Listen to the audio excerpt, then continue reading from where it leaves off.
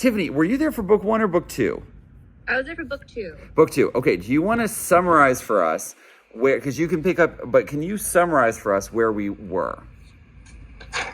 Yes. So Telemachus, the son of Odysseus, had decided that he's going to go to different areas of then Greece, not technically Greece, but the area, to ask and see if there's news about Odysseus. If he gets news, he'll come back. And if he doesn't, in a year, he'll come back and give his mother away to be married to one of the suitors who's been trying to get married to her to replace Odysseus, since everyone thinks he's dead. So that's yeah, exactly. So he has just held a console. I found the I got an epic comic from the library of the Odyssey, and so I'm going to share it. I actually have not read the epic comic yet, so we will see how this goes. But I kind of thought as a quick summary of book 2, it would be interesting. So let me actually share that instead, really quick, and I will share this. So this is the epic comic. It is a graphic novel based on the book, of course, by Gareth Hines, I guess. So this is book 2 essentially. So where we start on book 2, so you want to read this, Tiffany? Can you read it? Is it too small? Oh, we have an old man. There hasn't been an assembly called since Odysseus left for Troy. Who calls us together now? And Telemachus walks up with a dog. I called the assembly. Well, Telemachus, I approve of your courage, but why did you bring us here? Oh, we have a lot of text. Ithacans, hear me. If a man steals another man's goods, we call him a thief and cut off his hand. But there have been 100 suitors in my house for 7 long years now. Sorry about that. Nice. Oh, thank you. Stealing our goats and cattle, our fat sheep and our wine to feast themselves on while they pester my mother for her hand in marriage. You all know this is wrong, yet you let them get away with it. Telemachus, what bold words, but we are not to blame. It is your own mother who leads us on, but refuses to choose a husband from among us. The clever woman stalls us with her tricks. Listen, I'll give you an example. She stretched a warp all across her broad loom and told us it was to be a fine shroud for her husband's father, Laertes. Oh, more information about the shroud. Fantastic. Mm-hmm. She could not said until she had completed it, for it would bring shame on her if he should die and had no shroud to cover him. We agreed, and she wove all day at her loom for 3 long years, but at night by candlelight she would unpick her work. Finally, we discovered the trick with the help of one of her maids. Now we'll stay and eat our fill until she chooses one of us to marry. If you value your estate, you should order her to choose. Antinous, can I banish her will the mother who bore me and took care of me? Make an enemy of her father and bring the Furies down on my head? Never. But if you are capable of shame, you should leave my hall and take your dinners elsewhere. Consume your own flocks, or you may face the wrath of Zeus. And here comes Zeus. Hello, Zeus's eagles. So Zeus sends down 2 eagles, and they start randomly attacking the people at the assembly. And then they fly away. Caw, caw. A sign of doom. Odysseus will not be long gone, and he brings bloody slaughter for these suitors. Quiet, old man. Not all birds are omens, and you'll only make trouble for the boy if you encourage him with your babbling. We fear no one, least of all you, Telemachus. If you want to be rid of us, tell your mother to marry. Eurymachus, I've made my appeals, and now I'm done with arguing. But Ithacans, lend me a fast ship and a crew of 20 men to take me to sandy Pylos, then to Sparta, to seek word of my father. Maybe I will hear news of him from those who were at Troy. If they can tell me he is dead, I'll raise a tomb for him, give him funeral rites, and tell my mother to take a new husband. This is now Mentor. This is the one with Athena in the shape of Mentor. Exactly. Hear me, Ithacans. Have you all forgotten the kindness and wisdom with which Odysseus ruled? Will you let his family suffer now? I find the suitors less revolting. At least they stake their lives when they pillage in the house of Odysseus. But what sickens me is to see all the rest of you sitting by, not a hand raised against them. Mentor, what mischief are you raking up? Should we spill blood over a few dinners? And what if Odysseus did return? He couldn't fight all the suitors. He'd be killed and never enjoy his homecoming. It's a madness to talk of fighting in either case. Now let's all go about our business. Mentor can help Telemachus on his journey, if in fact the boy has the heart to set out to sea. Sounds good. And the assembly ends. I love his puppy. Yep, I love his dog. He goes home, he goes to the sea, washes his hand. Okay, keep going. Whatever God visited me yesterday and told me to take ship in search of my father, help me. The Achaeans will do nothing. Never fear. I sailed beside your father in the old days, and I'll find you a ship and help you sail her.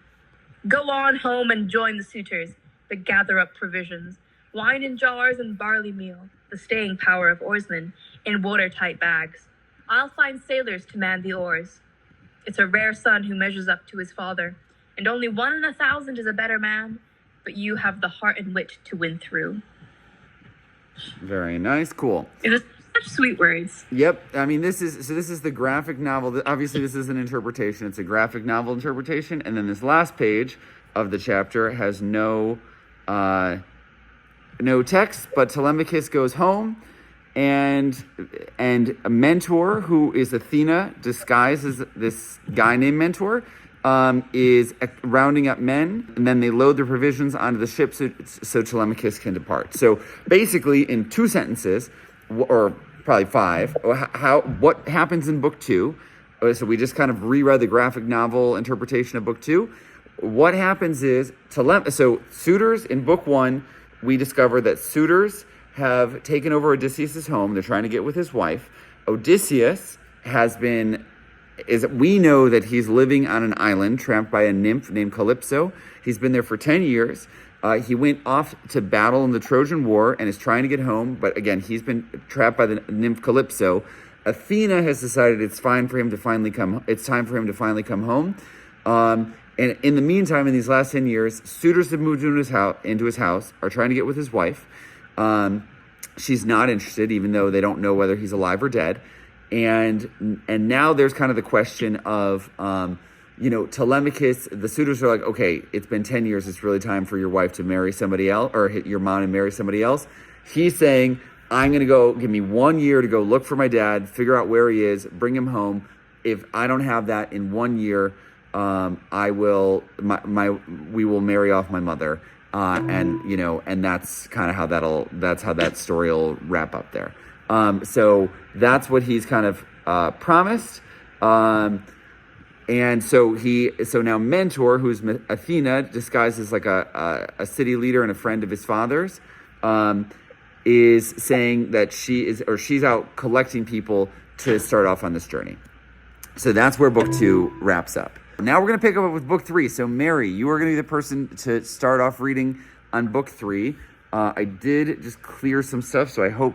So this is not the translation I had pulled up before, but we're going to give it a try. Let me see who it says. It does say Poseidon, so this looks like it's going to have the Roman names Poseidon, Neptune, no, the Greek names. Good. So I'm assuming this is out of copyright and fair to read because it's public on the internet. So we're gonna read this. So Mary, you want to start here? Telemachus visits Nestor at Pylos, but as the sun was rising from the fair sea into the firmament of heaven to shed light on mortals and immortals, they reached Pylos, the city of Neleus. How do you say that word? I would guess Neleus. Yeah, Neleus. Yeah. Okay. Now the people of Pylos were gathered on the seashore to offer sacrifice of black bulls to Poseidon, lord of the earthquake. There were 9 guilds with 500 men in each, and there were 9 bulls to each guild. As they were eating the inward meats and burning the thigh bones on the embers in the name of Poseidon, Telemachus and his crew arrived, furled their sails, brought their ship to anchor, and went ashore. Athena led the way, and Telemachus followed her. Presently she said, Telemachus, you must not be in the least shy or nervous. You have taken this voyage to try and find out where your father is buried and how he came by his end. So go straight up to Nestor, that we may see what he has got to tell us. Beg of him to speak the truth, and he will tell no lies, for he is an excellent person. But how, Mentor, replied Telemachus, dare I go up to Nestor, and how am I to address him? I have never yet been used to holding long conversations with people, and am ashamed to begin questioning one who is so much older than myself. Some things, Telemachus answered to Athena, will be suggested to you by your own instinct, and heaven will prompt you further, for I am assured that the gods have been with you from the time of your birth until, I can't see the last line. Until now. Until now. Perfect. Thank you so much, Mary. Okay, Mary, do you want to summarize what just happened? How does book 3 of the Odyssey open? Telemachus lands on the shore of the Pylos, the city of Nelos, and there are folks there gathering, and they're offering black bulls to Poseidon, the lord of the earthquake. Now that's different. I mean, I've always heard Poseidon, the Lord of the ocean. Right. Yeah. So anyway, the gods have various functions. I'm actually also surprised by the earthquake. So let's actually take a look at Poseidon, because I'm surprised by the earthquake as well. But like, the gods have various functions. So it is not weird that it is not weird to me that he is also potentially the god of earthquakes. Here, according to Wikipedia, I see right away: seas, storms, earthquakes, and horses. And so it sounds like earthquake is a usual one of his functions, according to a quick Wikipedia search right there. So they're celebrating Poseidon, exactly. So the people in the city that they just landed in are making sacrifices to Poseidon, having a religious ceremony, focus on Poseidon. Very good. And then what continues? How does it continue? I can't see the script, and I really don't remember. Oh. I just remember that they thought he was, I forget now, there was something that jarred me in the text here. So let's see. Athena's trying to tell Telemachus, don't be afraid to talk to these big people, because you have a right to do so, and you'll be okay. And I don't know who Nestor is. Do you have? Yes. So Athena, so very, very, very well done, Mary. So that's exactly right. So basically, Athena, the goddess Athena, is here. She's disguised as Mentor. And so so she's on the voyage too. And she tells Telemachus, like, I know you're going to be afraid. Nestor is the leader of Pylos, of this city here. And so he's the leader, and Telemachus is a little bit nervous because he's young. He's not really the leader in Ithaca, his home place. He's like nervous to go up and talk to her, but Athena says, yeah, just go straight to the leader. She knows that he actually had fought with Odysseus, Telemachus' father, the person that this whole story is about. In Troy. And so the hope is that he's going to know something about Odysseus' journey homeward. Sounds good. And he says, like, how do I dare just walk up to the leader of the city? And then she's like, just trust your own instinct, and the gods will help you. Tiffany had read a good bit. So Mary, do one more paragraph. Okay. She then went quickly on, and Telemachus followed in her steps till they reached the place where the guilds of the Pelian people were assembled. There they found Nestor sitting with his sons, while his company round him were busy getting dinner ready and putting pieces of meat onto the spits, while other pieces were cooking. When they saw the strangers, they crowded round them, took them by the hand, and bade them take their places. Nestor's son Pisistratus at once offered his hand to each of them and seated them on some soft sheepskins that were lying on the sands near his father and his brother Thrasymedus. Then he gave them their portions of the inward meats and poured wine for them into a golden cup, handing it to Athena first and saluting her at the same time. Offer a prayer, sir, said he, to King Poseidon, for it is his feast that you are joining when you have duly prayed and made your drink offering. Pass the cup to your friend that he may do so also. I doubt not that he too lifts his hands in prayer, for man cannot live without God in the world. Still, he is younger than you are and is much of an age with myself, so I will give you the precedence. As he spoke, he handed her the cup. Athena thought it very right and proper of him to have given it to her first. She accordingly began praying heartily to Poseidon. O thou, she cried, that encirclest the earth, vouchsafe to grant the prayers of thy servants that call upon thee. More especially, we pray thee send down thy grace on Nestor and on his sons. Thereafter also make the rest of the Pelian people some handsome return for the goodly hecatomb they are offering you. Lastly, grant Telemachus and myself a happy issue in respect of the matter that has brought us in our ship to Pylos. Very nice, beautiful. Okay, so before I even ask you to summarize, I'm going to say I am quite confident. I'd have to take a look again. No, but I know this is true. Like it's kind of strange, I think, that it switches this translation, this translator, switched to the Old English. Because there's no reason to do that based on the Greek. I'm guessing that this is, an 18th century translator, somebody who used the King James Bible, and therefore, had the Greeks pray in his translation in a way that was similar to his experience. Or I said 18th century, I meant 19th century, but it could also be 18th century, but I have no idea. I don't know this translation right off the top of my head. But this thee, thou stuff, like, I don't think modern translators would do that. So that's kind of, and the other thing I noticed here is it says live without God in the world. Pretty confident that's going to be something about the gods. I'd be curious to see the original because, again, it sounds like this is a bit of a Christian bias translation that somebody is kind of, adding speech into the mouth of the Greeks here. But I may, again, I'd have to take a closer look at the original text, but I feel reasonably confident about that, both of those things. So, okay, sorry, keep going. Do you want to try and summarize? This was not the easiest translation. Do you want to summarize what happened here?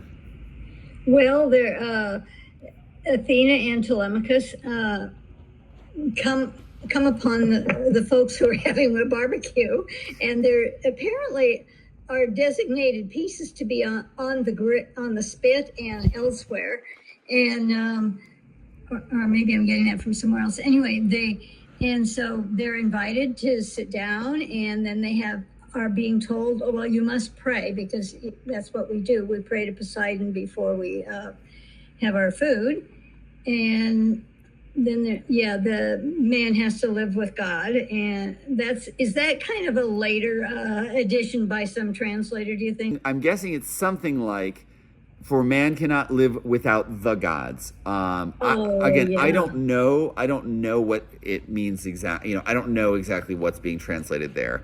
I don't know I don't have the original, but I'm guessing it's something like that. Yeah. Somebody is younger than. I don't quite get who's younger, but somebody gets precedence based on age. Yeah, so Athena Mentor is a guest, and Mentor is the oldest guest. And so Mentor is given the cup first, and Athena thinks it's like very right and proper, blah, blah, blah. So one thing to notice here, I don't believe either of you guys were with me for book one, but this is, I think, very clearly is designed to stand in contrast with the food scene from book one.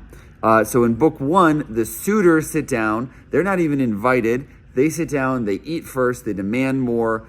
Here we land in Pylos, and we see that Nestor is giving essentially his guests, and even like the old guest, they sit down immediately. They don't even know their business. They've invited them to dinner to eat with them before they even know their business, and are sharing generously their things with their guests, and very properly handing it to like the oldest one first. So that's kind of the situation I think that we land in here. So yeah, It sounds like manners, and exactly. Also this, I don't know, around the Mediterranean or through Islam, through whatever lenses there are, this obligation of hospitality. Exactly. And I think that Homer is highlighting this obligation in direct contrast to the choice of the suitors, whom we are supposed to kind of hate as a group in this book, who have just been like gobbling up the food, blah blah blah, and instead here we're seeing like great manners from these people. So we were supposed to kind of immediately be like, oh, this is a good, these are people. In modern Greek, the word for polite is evgenos. I'm going to write it down. That's how it's written. Let me see if I can get that. Here we go. The S right there. We go. So I don't know if you can see that. Let me see if I can make it a little bigger. But I'll actually write it in the chat. That's what I'll do. But evgenos is a combination of two words. The first one is EU, which you guys might, which you guys might know in other contexts. Like, what is an EU? What does that mean? Good, exactly. And do you know what genos means? Is that a G-Y? Genos. No. Do you know Tiffany? Here it might be related to a genus, but I don't. Well, so genus, of course, is just, genus is like, kingdom, phylum, class, order, family, genus, species. It's literally the ancient Greek word. It is genus, 100%. So it means class, race, group, kind of like clan, broader family, group. Race, it's frequently translated as race, like kind of how we would think of like race now, but also like they would have viewed race as much more specific. Like, they will say things like the race of men, but they'll also say like race, meaning like, like my very, very, very specific clan of people can also be race. So we don't really have a perfect translation for it. But yeah, that's what, and so anyway, so the modern Greek word for politeness literally means from like a good clan or good clan. Another thing I'm going to actually throw out there, just while those two things came to my mind. So two other modern Greek words that I think are really cool. Douleo, writing another word in the chat. This is, I got to figure out how to do this on my keyboard again. So that word there is the modern Greek word for work. Does anybody know what that means in ancient Greek by chance? Can we see it again? It's in the chat. It's in transliterated. It would be Douleuo,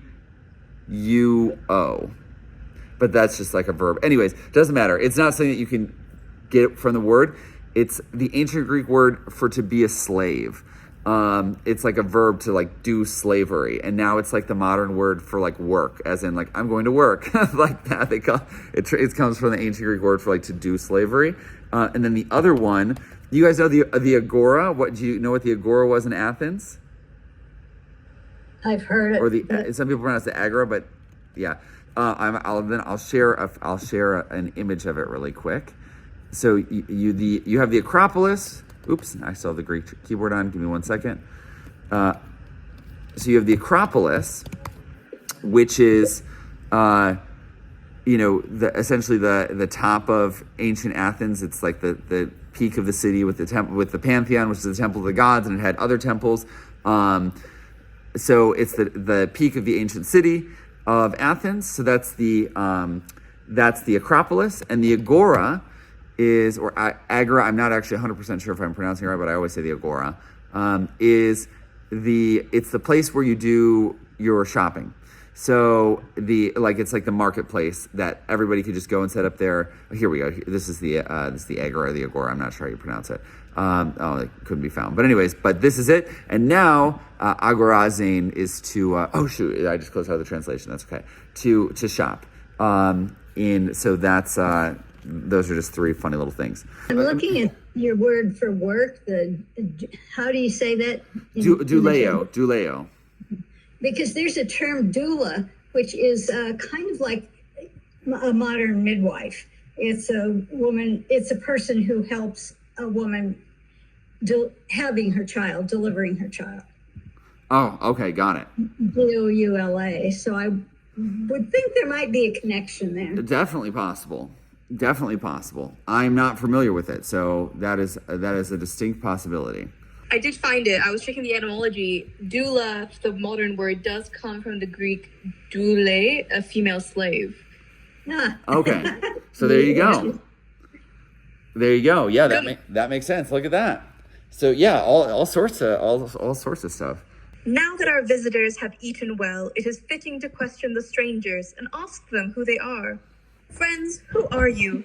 Where do you sail from over the sea roads? Are you on business? Or do you roam at random, like pirates who chance their lives to bring evil to others? Then wise Telemachus plucked up courage to answer, inspired by Athene. Ooh, this is a fun translation of Athena's name. I've never seen it written like this. Athene, yep. So as to ask about his lost father, and retain the respect of his men. Nestor, son of Neleus, great glory of the Achaeans, you ask where we come from, and I will tell you. We are from Ithaca, below Mount Neon, and what I speak of is private business. I come in hopes of hearing some rumor of my father, steadfast Odysseus, who, they say, fought at your side and sacked the city of Troy. For we have heard of every man who met a sad end among those who fought the Trojans. For as for Odysseus, the son of Cronos allows even his death to go unreported, and no one can say for certain where he died, whether conquered by enemies on land or at sea among Amphitrite's waves. So I come to clasp your knees and ask you to speak if you can, and will, of his sad death, a death you may have seen yourself, or heard tell of from other travelers. For he was a man whom his mother bore to sorrow beyond all men. And do not speak soothing words out of concern for me, or pity, but tell me in truth what news you have. If ever my father, good Odysseus, promised you word or action and fulfilled it, on that field of Troy where Achaeans suffered, I beg you, remember it now. Tell me the whole truth. What just happened here? What did we learn? So everyone's eaten, and Nestor has been like, okay, who are you now? You like pirates, or are you actually like regular travelers? Telemachus tells him, I'm the son of Odysseus, and you fought with Odysseus. We've heard about everyone else who died at Troy, but we have no news of Odysseus alive or dead, so we're wondering if you have any news about him.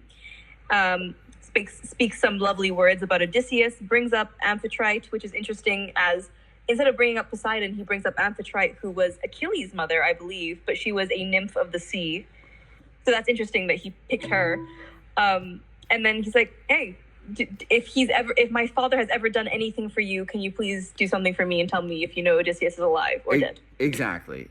Very good. So a couple of things. I'm going to make a couple of quick comments here. So that was very well summarized.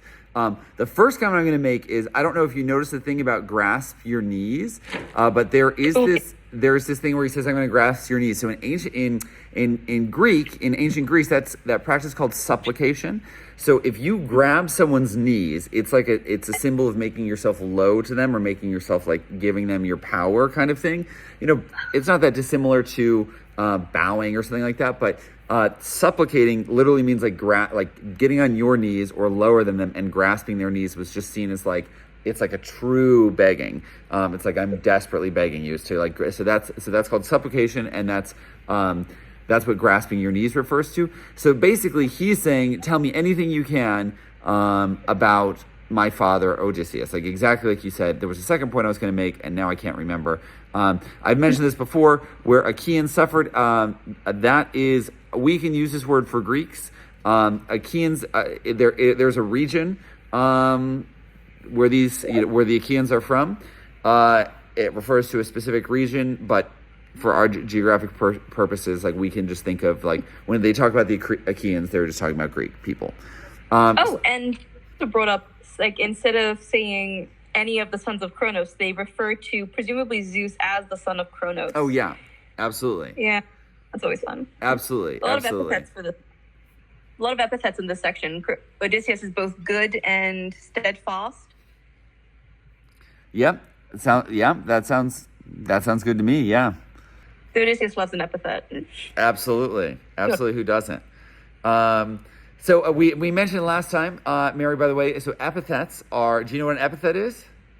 I don't have a definition, but it's kind of like a slur. So I wouldn't call it a Or is slur. it a dicho, a saying? It's kind of like a saying. It's exactly. A saying is a good word or a good phrase because it's used repeatedly. So she just said, "Steadfast, Odysseus. I trust." I think that's a good get. I mean, she may be, I trust that that's correct, that it is used repeatedly.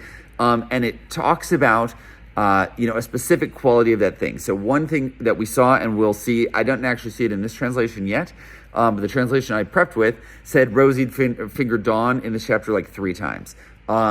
The wine dark sea, God like Odysseus comes up a lot. Like, so these are like descriptive things that come up a lot that highlight a quality about something, and that's what an epithet essentially is. So it's kind of like a descriptive nickname. So it sounds good. You want to pick up here, Mary? The horseman, Nestor of how do you say the G in this? I would guess, Gerania. I'm not sure. Okay. Gerania answered him, "Friend, you bring to mind the pain we suffered there, we sons of Achaia, great in courage, all that suffering of ours aboard ships, sailing the misty deep after plunder whenever Achilles led, and all our battles around King Priam's mighty city where the best of us died. There lies Ajax, beloved of Ares. There lie Achilles and Patroclus, equal to the gods in council. There lies my own dear son Antilochus, strong and faultless, swift of foot and great in battle. Who among mortal men could tell all the evils we suffered?" Okay, let's pause here. So basically, he's saying, okay, Telemachus, you have brought up, you said, "Where is my father?" And he's kind of starting in dramatic ancient Greek style, being like, the Trojan War. So the Achaeans, the Greeks, have gone to Troy to fight in the Trojan War. That story's told in the Iliad, and he's just remembering all of this suffering that we've had. We lost, we fought battles around King Priam's mighty city. That's referring to Troy, where the best of us died. There lies Ajax, meaning he's dead, beloved of Ares. Doesn't really matter. That's an epithet. There lies Achilles and Patroclus. And my own son died there. Blah blah blah. So that's how he's starting the conversation, the memory of the Trojan War, because I feel like that's kind of unclear if you just don't have that context. Okay. So keep going. If you remained here 5 or 6 years and heard of the troubles the noble Achaeans endured there, you would be weary before the end and go home. For 9 years we were busy planning their destruction with all known stratagems, but Zeus, the son of Cronos, made it hard to achieve.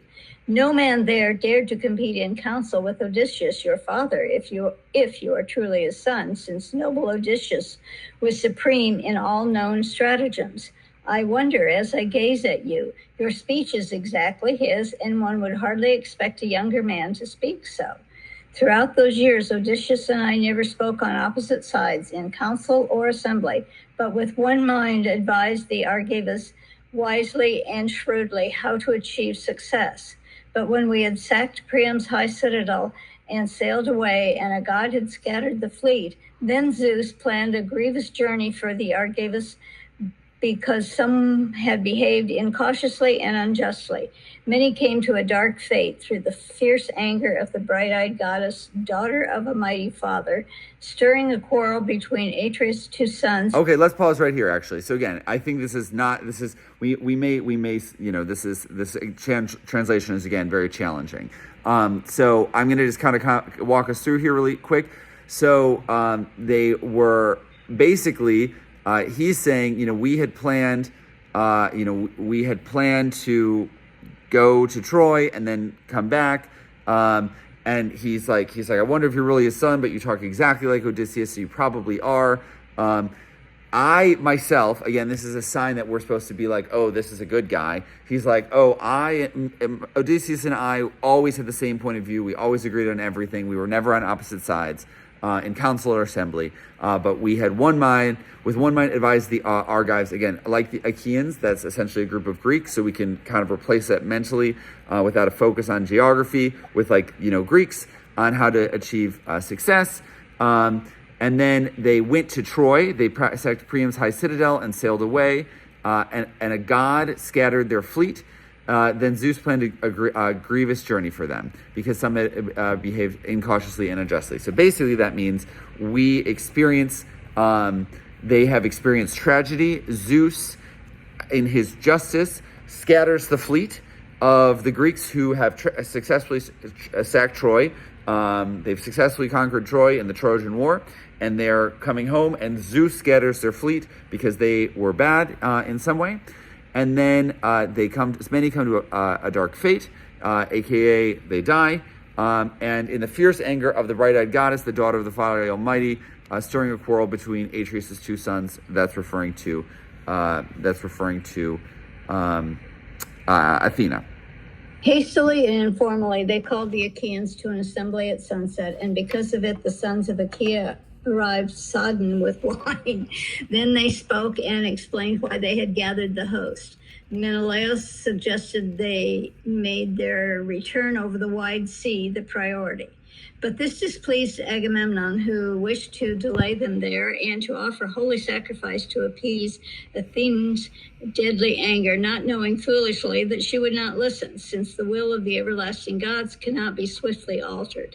So the two of them stood there, exchanging harsh words, until the bronze-grieved Achaeans, divided in opinion, broke up in an almighty uproar. Okay, so again, this is definitely challenging. So I'm going to make a couple of comments here. So it said, stirring a quarrel between Atreus' two sons. So Atreus' two sons are Agamemnon and Menelaus. Okay, and Agamemnon is the commander of the Greek forces, essentially, in the Trojan War. And Menelaus is the king, I believe, of Sparta, who is the husband of Helen. And Helen, what caused the Trojan War, essentially, is she is abducted. Helen is abducted and brought to Troy. And so, and because of this, she marries the king of Troy, or, there's this big debate, there's different versions of the myth where some she wanted to go, some she didn't, but she's abducted. Presumably she didn't want to go. So this sparks the war. And so the Spartans, led by Menelaus, go and they attack Troy. And that's what causes the Trojan War, is that her husband, she has been abducted from her husband, essentially. Helen has been abducted from Menelaus. So again, Agamemnon and Menelaus are the two people who are Atreus' two sons, and after the war, they have this kind of questioning. Menelaus is being like, we need to go back right now. The war's over. We need to go home. These are two leaders of the Greeks returning from Troy, and Menelaus is like, we should just go home. And Agamemnon's like, we need to actually give sacrifices to Athena. And so that's the goal, essentially. So he's like, Menelaus is like, we need to go home, and Agamemnon's like, we need to make sacrifices to the gods, so they guide us on our journey home. And then his story adds the thing, knowing, the guy who said we're going to sacrifice to the gods, not knowing foolishly that Athena would not listen, since the will of the everlasting gods cannot be swiftly altered. So basically, meaning he has the idea that we'll appease Athena, and it doesn't work, essentially. And so then they broke up. Then the Greeks start fighting among themselves, being like, we need to sacrifice the gods. No, I just want to go home right now. That's kind of how that continues there. So keep going. We need it up on the screen. Okay, sounds good. It is Tiffany's turn, so hopefully this shares. Yes, it does. That night we rested, each side nursing harsh thoughts against the other, for Zeus was preparing a deadly blow.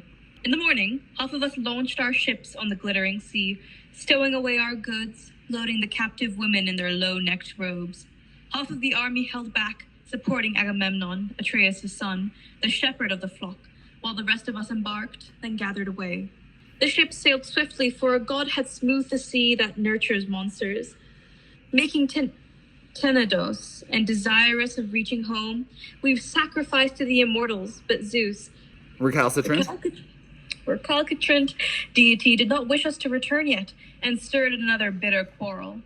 At that point, one squadron, under the wise and cunning Lord Odysseus, who once more favored Agamemnon, Atreus' son, swung their curved prows about and turned back.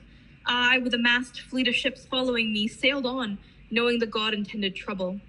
Diomedes, Tydeus' son, beloved of Ares, likewise drove his crews onward, and behind us sailed yellow-haired Menelaus. He caught us at Lesbos as we argued whether to head out west from rugged Chios toward the island of Syria, keeping it to larboard, or to sail south, landward of Chios, past Mimas' windy promontories. A lot of big words in this one. Absolutely. We asked to the god for a sign, and the god made it clear we should cut across open sea, westward to Euboea, to escape from trouble most quickly. A fierce wind blew, and the ships ran swiftly over the teeming deep, and that night put in to Geraestus.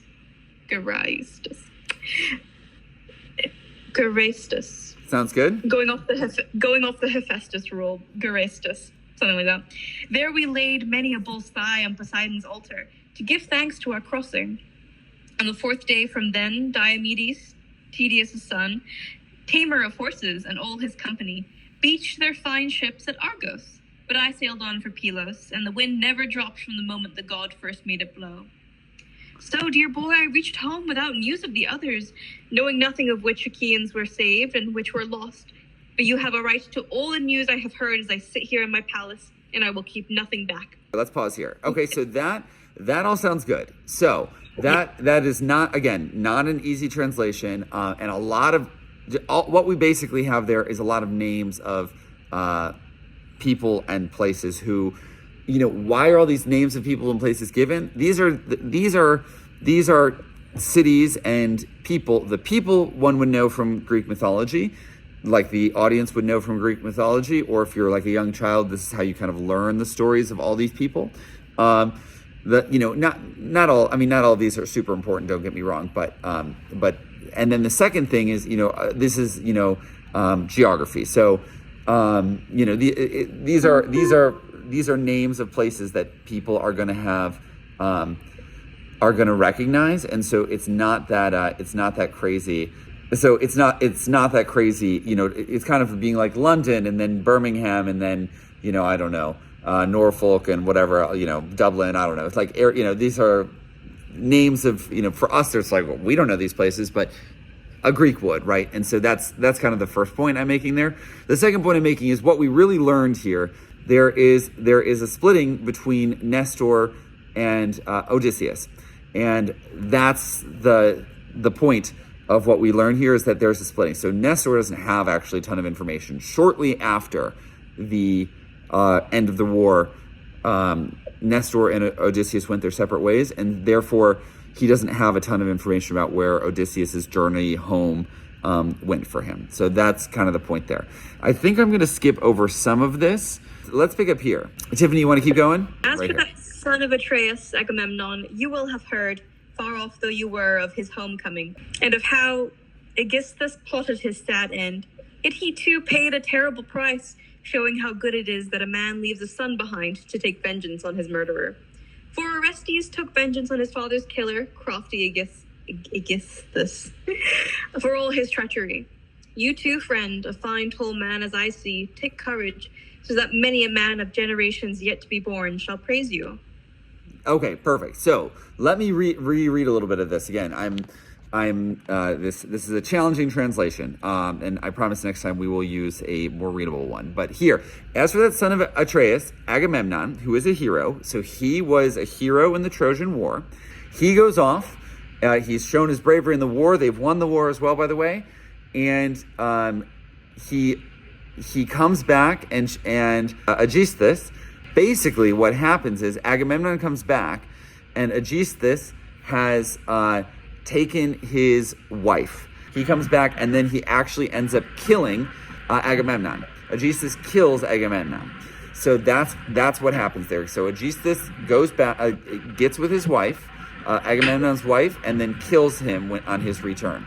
So then Orestes, who is Agamemnon's son, so Orestes is Agamemnon's son, and he seeks vengeance on his father's killer, which is, again, Aegisthus, who is Aegisthus, and so he's saying the same thing to Telemachus, like, hey, take this story to heart, essentially, because it's relevant for you, because it's not that dissimilar to what's happening to, in Telemachus' situation either, where these men are trying to get with his mother, and they ended up killing him, his father, when he came back. So be careful. So that's kind of the point there. Okay, we have somebody new here. Ayush, do you want to try and read? Do you want to read a section here? Wise Telemachus replied, Nestor, son of Neleus, great glory of the Achaeans, his son indeed took vengeance, and the Achaeans will noise his fame abroad, so that generations yet to be born will hear. Would that the gods would grant me such power, that I might exact a like revenge on the suitors for their heavy sins, and the willful wrongs they perpetrate against me. But the gods weave no such joys for me or my father. I must simply endure. Perfect. Okay, let me pause here Nestor, already. Hold on 1 second. One second, because translation is challenging. So he's saying Nestor, his son indeed took his vengeance, and the Achaeans will noise his fame abroad, so generations born to hear. So basically saying, this is great that he went and killed Aegisthus, who's the guy who slept with Agamemnon's wife and stole his wife away from him and killed Agamemnon. It's great that he went and killed the guy who took over. Would that is this like weird old translation of like, I wish. So I wish that the gods would would grant me the same power to kill the suitors, so that I may exact an revenge on the suitors who are eating up my property and trying to get with my mother. And that's the point that he's making here. I'm actually going to move us forward a little bit on this as well. So then Nestor is the leader of Pylos, which is the place that we're in right now. And Nestor replies, well, wait, how do you know that Odysseus is not going to return one day? If Athena would choose to love you as she loves Odysseus, then because she loved him very openly, then you're going to have good luck, essentially. If she delights in loving you like that, then the whole crowd of them could forget about marriage, basically meaning she's going to support you, and the suitors are not going to succeed in getting with you. With getting with your mother. So they're not going to have your property, blah, blah, blah. So he's saying, why is it not that way? And he responds, I don't think it's ever going to be that way. You're talking about something that's too wonderful. I'm sorry. I'm kind of, I want to make sure we get through this. You're talking about something that would be too wonderful if I could just kill all the suitors, but there's no hope of it, even if the gods willed it so. And then Athena, who's just got hidden as mentor in their midst, she's like, what are you talking about? A god who wills it can easily bring a man home, however far away he is. So that's, it's not going to be a problem. If the gods will it, Odysseus is coming home. And as a moral lesson to you, I would rather endure great suffering myself before I got home than to get home like Agamemnon did and discover that his wife had been taken by Aegisthus and then get killed when you get home.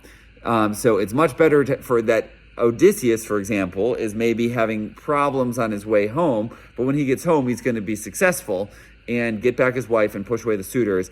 We compare that to Agamemnon, who got home easily, but discovered that his wife has now taken another man, and then he gets killed when he's there. Which would you rather have? That's the point that she's making there. And then Telemachus says, okay, thank you very much, Mentor, but I don't think that he can return because the deathless ones, that's the gods, have probably already brought death to him. Again, Telemachus does not know that he's speaking with Athena. He thinks that he's speaking to Mentor. But there is something else I want to ask Nestor. Where was Menelaus then? Because he was the one who, let me read this. Nestor, son of Neleus, how truly that great king was killed? Where was Menelaus then? How did crafty Odysseus plan to kill the king, far stronger than himself? Was he not home in Achaean Argos, but roaming abroad, that Odysseus had to commit the crime of murder? Got it. Oh, what essentially happened with Menelaus, essentially? And that's going to be probably relevant because that's the direction that Odysseus goes. So, okay, sorry, I said all that. So now, Ayush, let me see here. Let me see where we are. Let's pick it up here. Ayush, you want to pick it up here? Yes, sir. The Gerenian narrator replied, I will tell you truly, my child, as you ask. You can guess yourself how it would have ended if yellow-haired Menelaus, Atreus' son, returning from Troy, had found Odysseus alive in the palace. None would even have heaped a burial mound for him. Dogs and birds would have torn his flesh on the plain far outside the city, and no woman of Achaea would have mourned him. Because of his monstrous crime, we played our part at Troy, completing our many tasks. But he idled in that haven of Argos, the hot pasture, seducing Agamemnon's wife with his chatter. At first, the noble Clytemnestra, in her wisdom, shunned the base act, and besides, she had a minstrel with her to whom Agamemnon had given strict orders to guard his wife when he left for Troy. But when the gods at last destined that Agamemnon should be destroyed, Odysseus took that minstrel to a desert isle and left him there as a gift for the birds of prey.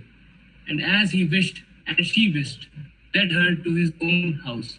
And he burned great heaps of thigh pieces on the gods' holy altar and hung up rich offerings of fine fabrics and gold. When he had accomplished that dreadful murder, which in his heart he had never thought would succeed. Okay, very nice, beautiful. Let me kind of translate this translation. So basically what happens is Nestor says, let me tell you what happened. You could figure it out. What would have happened if Menelaus, who's one of the heroes of the Trojan War, when he returned from Troy, had found Odysseus still alive in his palace. He would have been killed instantly. You can figure it out, meaning he would have been killed instantly. This is the man who had stolen his brother's Agamemnon's wife, because Menelaus and Agamemnon are brothers. They're both heroes. And Odysseus has stolen Agamemnon's wife and killed Agamemnon.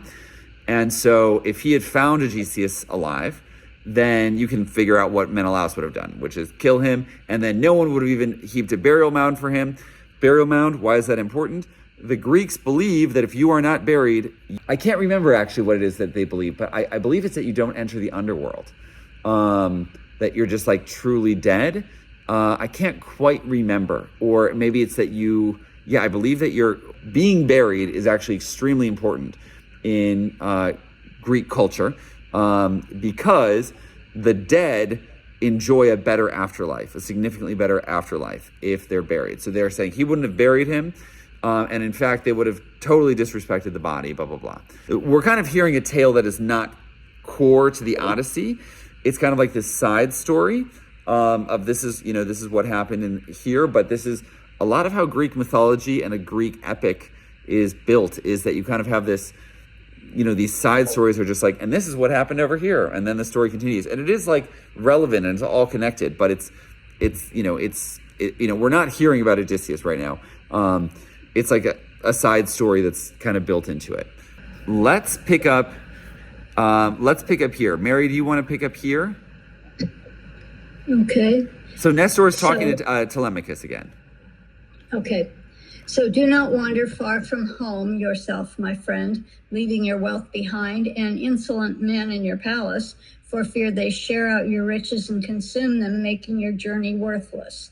I urge you to visit Menelaus, since he returned later from those distant parts, that region from which one might fear never to return, being driven by storms into the wide sea that birds cross only twice a year, so vast it is, and dangerous. Go with your ship and crew, or if you prefer the land, here is your chariot and team, and my sons are at your service, that can guide you to lovely, how do you say this? I would say Lacedaemon? that sounds good to me. Okay, Lacedaemon, where yellow-haired Menelaus lives. Ask for the truth from his lips yourself. He, being wise, will not deceive you. Perfect. So, Mary, you want to try and summarize what we just learned right there? Is that possible? Not quickly. Okay, no problem. So Nestor again. Nestor is the leader of Pylos, which is this place that is the first stop on the journey on on Telemachus' journey to figure out where his father is. And so he said, my advice to you is, one, don't go too far from home. Like, keep an eye on the suitors, because they're consuming your riches, and if they get all of it, then Odysseus is going to have nothing to come back to. Two, go and find Menelaus. So again, these two brothers were Menelaus and Agamemnon, and Odysseus came home later with Menelaus from those distant parts over by Troy, and so he might have a better idea of where Odysseus is, because I myself don't know. He's a great guy. Sounds good. And then Athena basically says, okay, let's pour some libations to Poseidon, and then go to bed. So that's what we just pour libations to the gods, kind of like prayer, in modern times. We just got to do our religious rituals and then go to bed. Sounds good. Let me see here. So then they pour their libations, and Nestor is going to. So Telemachus and Athena are about to return to the ship that they arrived on, and Nestor says the following. Mary, you can pick back up.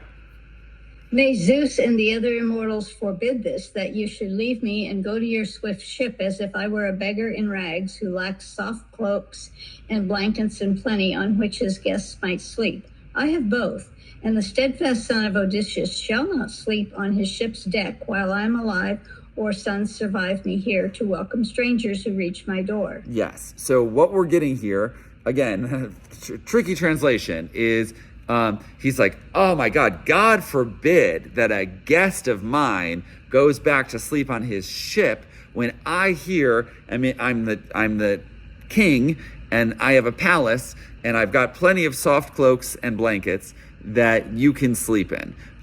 So there is no chance that the son of Odysseus, the leader of Ithaca, his son is going to go back sleep on his ship while I'm alive. Over my dead body, you're going to go sleep on your ship. You're going to stay here in my palace and have a nice bed. Again, what we're getting this emphasis of this friendliness and this, of Nestor here. So we can see that he's a good guy. He's Evgenos. He's from a good clan. He's the leader. He's a good, just leader.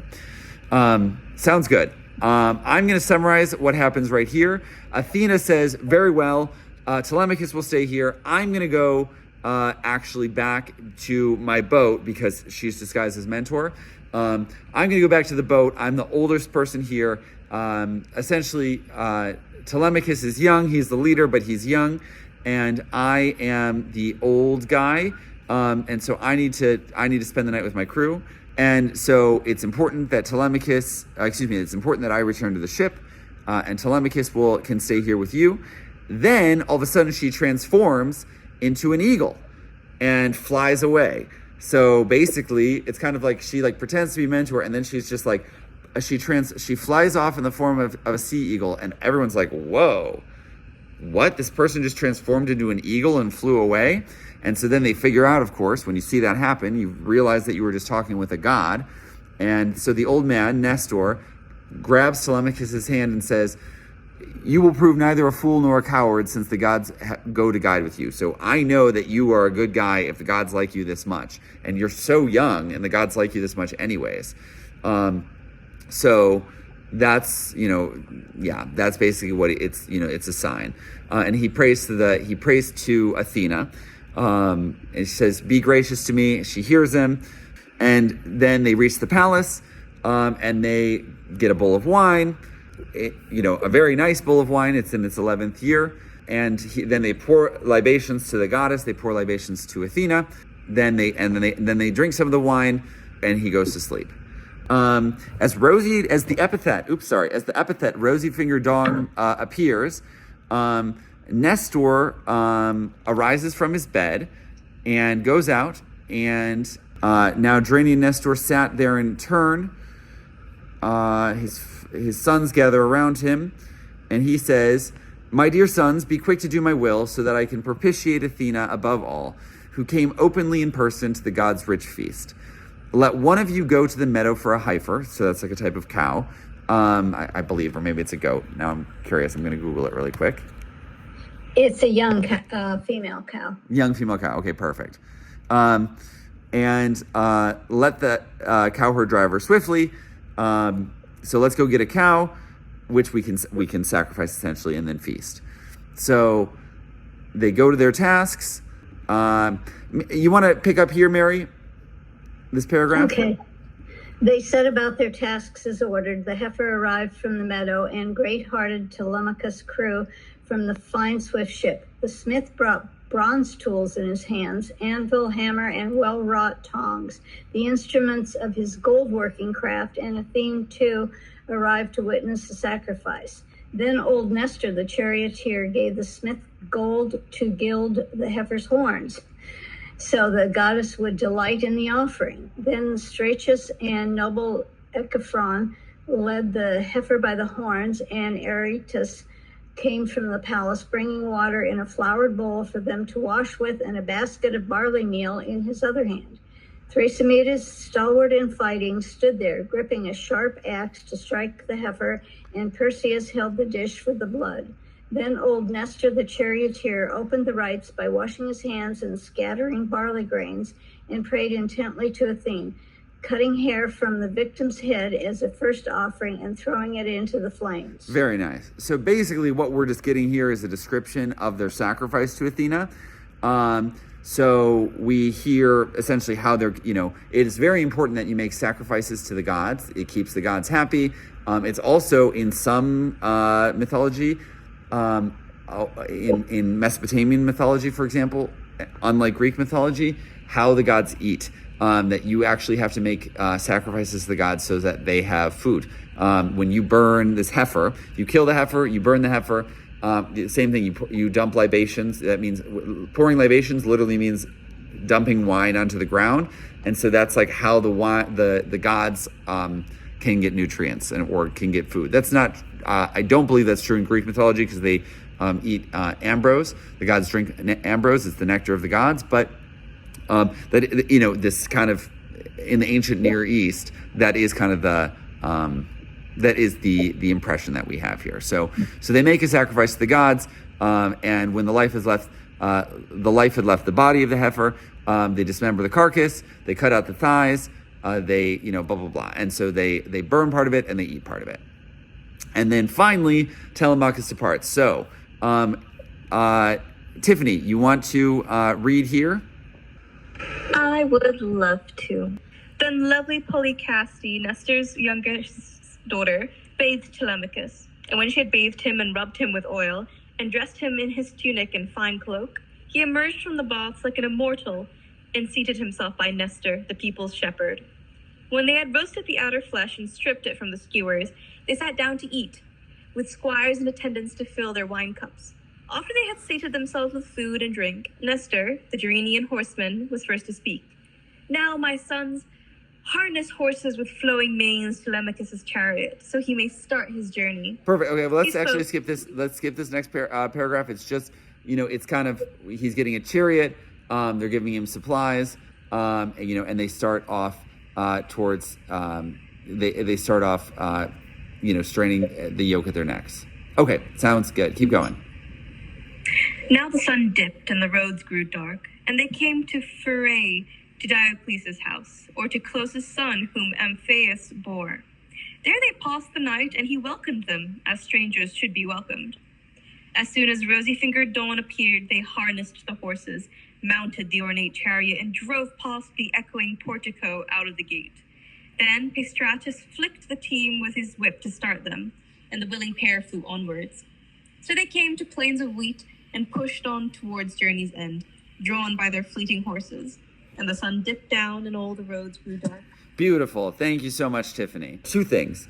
So first of all, thank you so much for joining me. Terrific. You guys also, I love it when people are great readers, and both of you are fantastic readers. So that is great.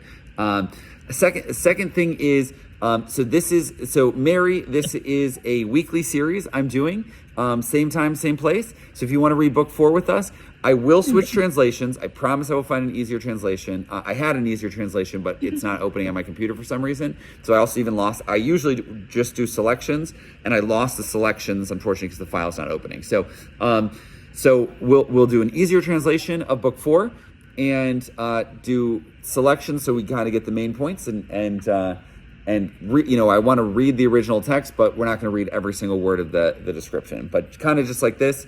So that's it for my side. I would love it if you would join, and I really appreciate it. Any questions, feedback from me? I can get, I got 2 minutes. Anything you want to say? I don't have any questions. Thank you. Tiffany, you got any? I'm good. I had a great time. What did you think, Mary? How did you enjoy book 3?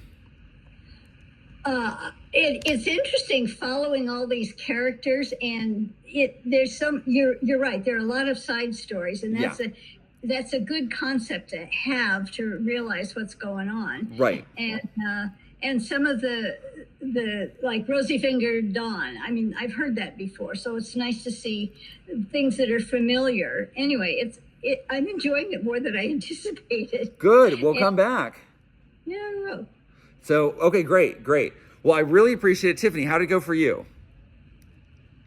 I had a great time. I like, there's more epithets used in this one. The language is a bit more rosy, probably because of where we are in the story. So there's actually things to be rosy about, unlike the other one where Telemachus was just talking. So it's nice. Yeah, it is funny. You can really also get like the difference in kind of how like, I can't really verbalize it, but I feel like you can hear how, like you can see why this is a great work of world literature, and you can feel how far back it is as well. Like you can feel the difference between then and now in just how they're thinking. But then at the same time, like it is still a great book. It's still really a great book. So it's fun. Well, and you're filling us in on things that aren't there is helpful too. Yeah. Well, that's what I'm trying to do. That's what I'm trying to do. I'm trying to make it understandable. So